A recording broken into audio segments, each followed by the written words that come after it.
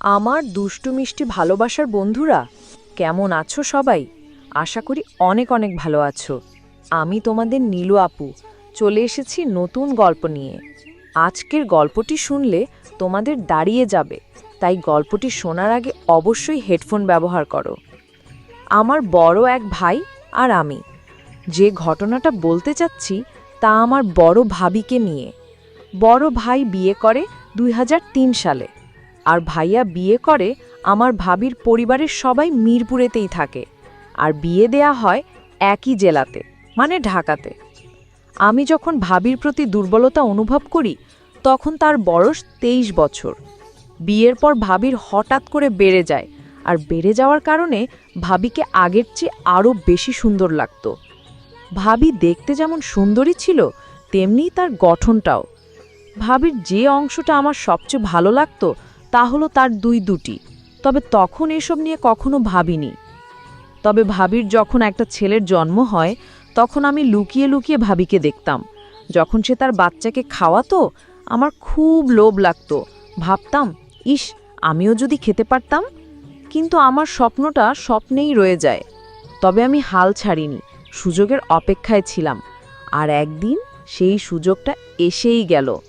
দিনটি ছিল ২০০৪ সালের এপ্রিল মাসের ২১ তারিখ। হঠাৎ করে ভাবি বলল যে ভাবির নাকি খুব শরীর খারাপ, বুকে নাকি অনেক ব্যথা করছিল। দেরি না করে তাড়াতাড়ি আমি ডাক্তার সাথে করে নিয়ে যাই, কারণ বড় ভাই তখন বাড়িতে ছিল না, আর বড় ভাই ব্যবসার কারণে থাইল্যান্ডে গিয়েছিল। তো ডাক্তার গিয়ে ভাবিকে দেখে বলে দেরি না করে ভালো একজন হার্টের ডক্টর দেখাতে। আমি ঘটনাটা বড় ভাইকে জানাই। বড় ভাই আমাকে বলল যে ভালো কোনো হসপিটালে নিয়ে যেতে।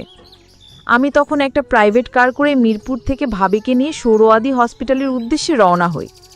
হসপিটালে পৌঁছাতে পৌঁছাতে আমাদের প্রায় কয়েক ঘন্টা লেগেই যায়। আমি ভাবিকে নিয়ে আমার পরিচিত একজন হার্টের ডাক্তার দেখাই। ডাক্তার ভাবিকে দেখে কিছু টেস্ট দিল আর আমাকে কিছু ওষুধ নিয়ে আসতে বলল। আমি ভাবিকে টেস্টগুলো করিয়ে ওষুধ নিয়ে আসি।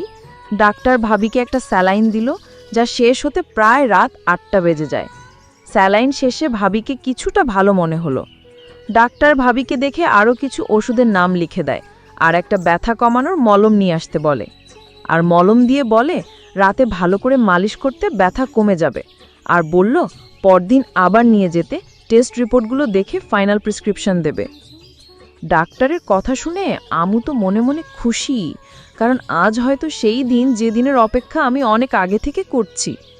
আমি ভাবিকে আমার মনের কথা বুঝতে না দিয়ে জিজ্ঞেস করলাম, আমি ভাবি এখন কি হবে, রাতে কোথায় থাকবো আমি? ভাবি অনেকভাবে বলল, এক কাজ করো, তুমি যেহেতু থাকতেই হবে চলো কোনো হোটেলে গিয়ে উঠি। এই রাতটাই তো মাত্র, কোনো রকম কাটাতে পারলেই চলবে। আমার তো ভাবির কথা শুনে আকাশের চাঁদ পাওয়ার মতো অবস্থা। আমি তাহলে বাসাতে আমি জানিয়ে দেই, কি বলো ভাবি? হ্যাঁ, তাই করো। আমি বাসাতে আর বড় ভাইকে ফোন করে সব জানাই। বড় ভাই থেকে যাওয়ার জন্য বললে আমি ডাক্তারের দেয়া ওষুধগুলো আর মলমটা নিয়ে বাইরে থেকে খাওয়া দাওয়া সেরে ভালো দেখে একটা হোটেলে উঠি। হোটেলে ওঠার পর আমি ভাবিকে বলি, তুমি আগে ফ্রেশ হয়ে নাও, তারপর আমি তোমার মলম মালিশ করে দেব। ভাবি আমার কথা শুনে একটু লজ্জা পেল আর বলল, তোমার মালিশ করতে হবে না, আমি নিজেই মালিশ করতে পারবো। এ কথা বলার সময় ভাবির মুখে মুচকি হাসি ছিল। আমি বললাম, তুমি আগে গিয়ে গোসল করে নাও, তারপর দেখা যাবে। ভাবি গোসল করার জন্য বাথরুমে চলে যায়। আমি ভাবতে থাকি কিভাবে শুরু করব। এই সব কথাগুলো ভাবছিলাম, আর তখনই ভাবি গোসল শেষে বাথরুম থেকে বের হলো। ভেজা ভাবিকে দারুণ লাগছিল। আমি এক দৃষ্টিতে তার দিকে হাঁ করে তাকিয়েছিলাম। সে আমার অবস্থা দেখে বলল, ভাবি এভাবে হাঁ করে তাকিয়ে কি দেখতেছো? আমি ভাবি, সত্যি কথা বলতে কি, তোমাকে আজ অনেক সুন্দর লাগছে। ভাবি, আজ কেন? আগে বুঝি আমাকে সুন্দর লাগতো না? আমি, তা না, আজ একটু বেশি সুন্দর লাগছে তোমাকে। ভাবি, যাও, আর পাকামো করতে হবে না, গোসল করে নাও। আমি, ওহ তাই তো, আমি তো ভুলেই গিয়েছিলাম বলে তাড়াহুড়া করে বাথরুমে ঢুকে গেলাম। গোসল শেষে হাফ প্যান্ট পরে যখন বের হলাম তখন ভাবি আমার দিকে তাকিয়ে মুচকি মুচকি হাসছিল। আমি, কি? আমি তো হাসিনি। আমি দেখছি। আচ্ছা, তোমার এখন কেমন লাগছে ভাবি? ভাবি, আগের চেয়ে একটু ভালো, তবে বুকের ব্যথাটা এখনো তেমন কমেনি। তুমি ওষুধগুলো খেয়ে শুয়ে পড়ো, আমি তোমার শরীরে মালিশ করে দেব, দেখবে কমে যাবে। ভাবি, বললাম না আমি নিজেই মালিশ করতে পারবো, তোমাকে কষ্ট করতে হবে না বলে ভাবি ওষুধগুলো খেলো। তুমি পারবে না, কেউ কি নিজের শরীর মালিশ করতে পারে? অথচ বাড়াগাড়ি না করে সুন্দর করে লক্ষ্মী মেয়ের মতো শুয়ে পড়ো। ভাবি আর কি করবে, আমার বায়নার কাছে হার মেনে শুয়ে পড়ল আর বলল, অনেক তো মালিশ করার শখ, আজ দেখব কেমন মালিশ করো। আমি বললাম, ওমা, তুমি কাপড় পরে থাকলে মালিশ করব কিভাবে? ভাবি, আমি তোমার সামনে কাপড় খুলতে পারবো না। আমি কি তোমার পর নাকি যে আমার সামনে লজ্জা পাচ্ছ? আর আমি তো তোমাকে সব কাপড় খুলতে বলছি না, শুধুমাত্র শাড়িটা। ভাবি, আচ্ছা বাবা, ঠিক আছে। আমি তো এক পলকে তাকিয়ে আছি।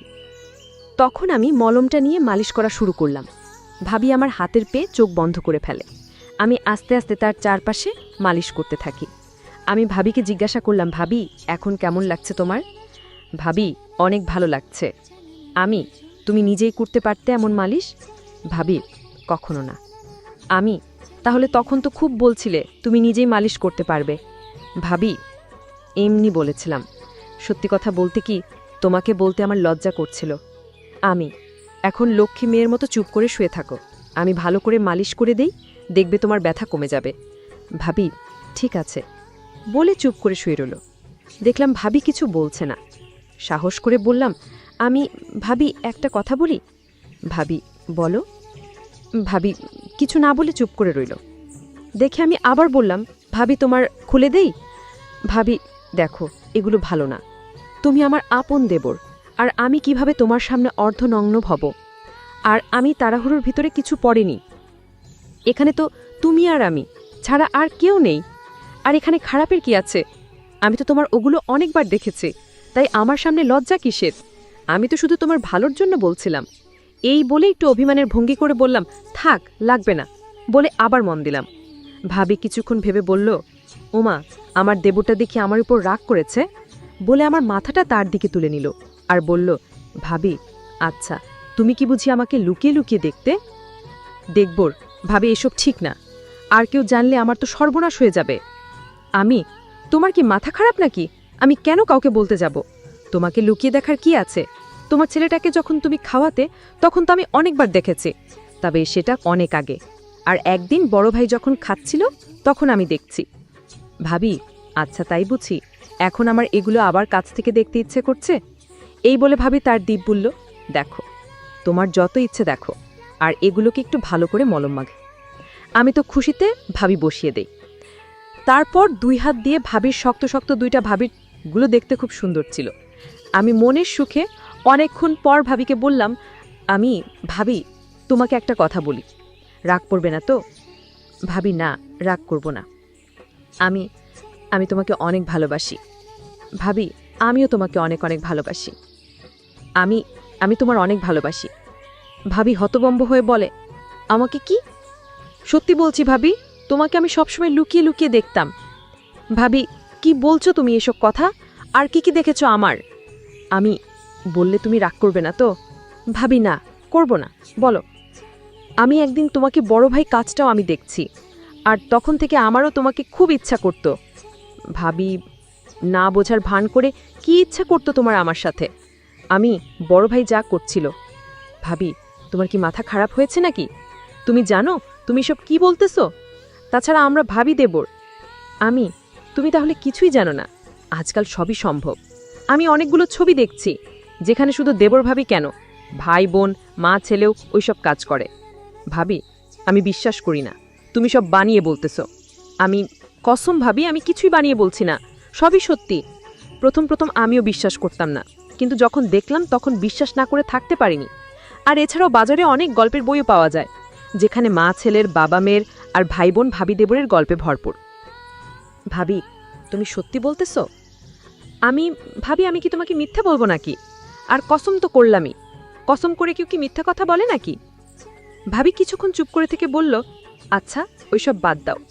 আমি বুঝতে পারলাম ভাবি কিছুটা দুর্বল হয়ে পড়েছে, তাই আমি এবার দেখি ভাবির শ্বাস ঘন হচ্ছে। আমি একবার উপরে যাই, আবার নিচে নেমে আসি। কিছুক্ষণ পর ভাবি আবার জিজ্ঞেস করে, ভাবি, আচ্ছা, আমরা যা করছি তা কি ঠিক? আমি বেঠিক কি আছে? আর আমরা দুজন তো মানুষ, আর যদি চাই তাহলে সেখানে সমস্যা তো থাকার কথা নয়। আর তুমি কি জানো, পৃথিবী শুরু হয়েছে পারিবারিক খেলা দিয়ে। আগে তো দেবর ভাবির ভাই বোনের বিয়ে বৈধ ছিল, আর তা হতো অনেক ধুমধাম করে।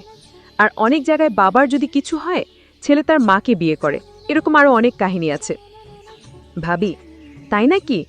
তুমি এত কিছু জানলে কি করে? আমি বই পড়ে। ভাবি, তাই তো বলি, আমার প্রতি তোমার এত মনোযোগ কেন ছিল? আচ্ছা, তুমি তাদের মতো আমার সাথে? তুমি যদি মত দাও তাহলে তোমাকে ভালো করে। আর এটা আমার অনেক দিনের আশা। একমাত্র তুমিই পারো আমার আশাটা পূরণ করতে। ভাবি, ভাবি, আমি আমি হ্যাঁ তুমি। ভাবি, কিন্তু আমার খুব ভয় করছে যদি কেউ জেনে যায়। আমি আর তুমি যদি কাউকে না বলি তাহলে কে জানবে? ভাবি, তা ঠিক, তবে এটা করা কি ঠিক হবে? ভাবি, তুমি শুধু শুধু চিন্তা করছো, কিছুই হবে না, আর কেউ জানবে না। আমরা তো আর সবার সামনে না। এইসব কথা বলতে বলতে আমি ভাবির কাছে যাই। ভাবি এতক্ষণ খেয়ালই করেনি। পরদিন সকালে ফ্রেশ হয়ে হোটেল ছেড়ে দিয়ে আমরা নাস্তা করে হালকা মার্কেটিং করে সকাল 9টার দিকে আবার হসপিটালে যাই। ডাক্তার বলে চিন্তার কোনো কিছু নাই, রিপোর্ট নরমাল, তবে যে ওষুধগুলো দিয়েছি তা চালিয়ে যান, আর 1 মাস পরে এসে আরেকবার চেক আপ করে নেবেন। আমরা ডাক্তার থেকে বিদায় নিয়ে বাসার দিকে রওনা দিই। আর ওই দিনের পর থেকে আমাদের প্রতিদিনই হয়ে থাকে। আবার কখনো ভাইয়া যদি দেশের বাহিরে যায়, তখন আমাদের রাতেও হয়। আর এভাবেই আমাদের ভাবি দেবরের সম্পর্ক চলতে থাকে, যা আজ পর্যন্ত চলছে।